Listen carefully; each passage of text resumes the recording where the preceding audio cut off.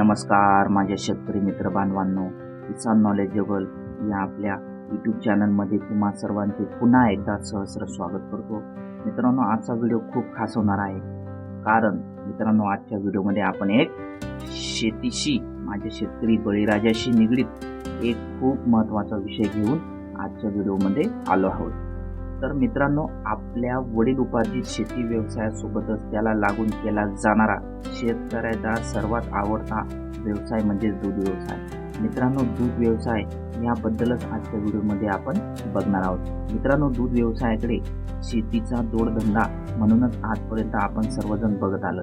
पण मित्रांनो, आता ही संकल्पना आताच्या आधुनिक काळात काही शेतकऱ्यांनी मोडीत काढली आणि दूध व्यवसाय हा शेतीपूरक व्यवसाय नसून एक मुख्य व्यवसाय म्हणून महाराष्ट्रातील बरेच शेतकरी करतायत आणि लाखो रुपयाची उलाढाल महिन्याकाठी त्यांच्याद्वारे केली जाते.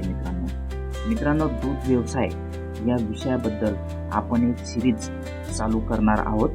कारण मित्रांनो, दूध व्यवसाय हा विषय काही एका व्हिडिओत कव्हर होणारा विषय नाही आहे मित्रांनो. आणि माझा हा व्हिडिओ बनवण्याचा, ही दूध व्यवसाय ही सिरीज चालू करण्याचा एक मुख्य उद्देश आहे की प्रत्येक शेतकऱ्यांनी दूध व्यवसाय करायला हवा आणि ही माहिती तळागाळापर्यंत एक नियोजनबद्ध व्यवसाय करून आपण चांगला आर्थिक गणित माझा शेतकरी बळीराजा बसवू शकतो. यूट्यूबवर ते मित्रांनो, तुम्हाला एखाद्या शेतकऱ्याच्या गोठ्यावरती जाऊन एक 5 मिनिटाचा व्हिडिओ बनवून लाखो रुपये कसे कमावतात असे सांगणारे व्हिडिओ मला यूट्यूबवरती बरेच मिळून जातील. पण मित्रांनो, आपला मुख्य उद्देश शेतकऱ्यांचं आर्थिक गणित कसं चांगल्या प्रकारे बसवता येईल हा मुख्य उद्देश आहे. मित्रांनो, तुम्ही बघत असेल, शेतीचं 4 ते 5 वर्षापासून खूप मोठ्या प्रमाणात नैसर्गिक आपत्तींमुळे नुकसान होत आहे. खूप कष्ट करून सुद्धा हातात काही पडत नाही आहे. तोंडी आलेला घास निसर्ग हिरावून घेतोय. निसर्गाचे संतुलन पूर्णतः बदललं आहे मित्रांनो. त्यामुळे आपल्याला पण आता वडील उपार्जित शेती करण्याची पद्धत बदलावीच लागेल. मित्रांनो, आपण विषय थोडा भरकटलो मित्रांनो, कारण आपला मुख्य उद्देश दूध व्यवसाय आहे. मी स्वतः एक शेतीपुत्र असल्यामुळे थोडा भारावून गेलो मित्रांनो. पण चला मुख्य मुद्द्याकडे आपण वळूया.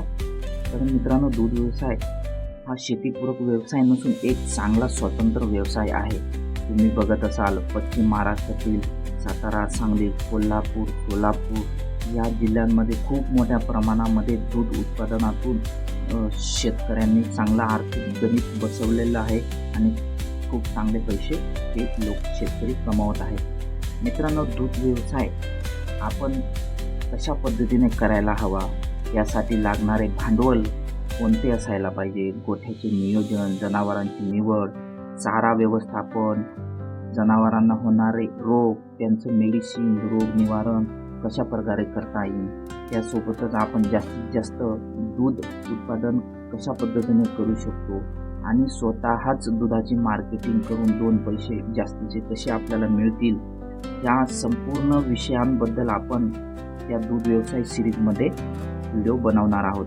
त्यासोबतच मित्रांनो, जनावरांची घ्यावायची काळजी, दूध व्यवसायातून आपण जास्तीत जास्त नफा कशा पद्धतीने कमावू शकतो, त्यासोबतच दूध व्यवसायात होणारे नुकसान, ह्या गोष्टींवर सुद्धा आपण त्या सिरीजमध्ये व्हिडिओ बनवणार आहोत. त्यासोबतच महत्त्वाचा विषय म्हणजे दूध व्यवसाय कोणी करायला हवा आणि कोणी करायला नाही हवा. कारण मित्रांनो, आजच्या परिस्थितीमध्ये यूट्यूबवरती बरेचसे शेतकरी व्हिडिओ बघतात आणि कोणताही विचार न करता, कोणताही अनुभव नसताना सुद्धा खूप मोठी इन्व्हेस्टमेंट करतात आणि शेवटी त्यांना खूप मोठा नुकसानला त्यांना सामोरं जावं लागतं. त्यामुळे मित्रांनो, व्हिडिओ खूप मोठा होईल मित्रांनो.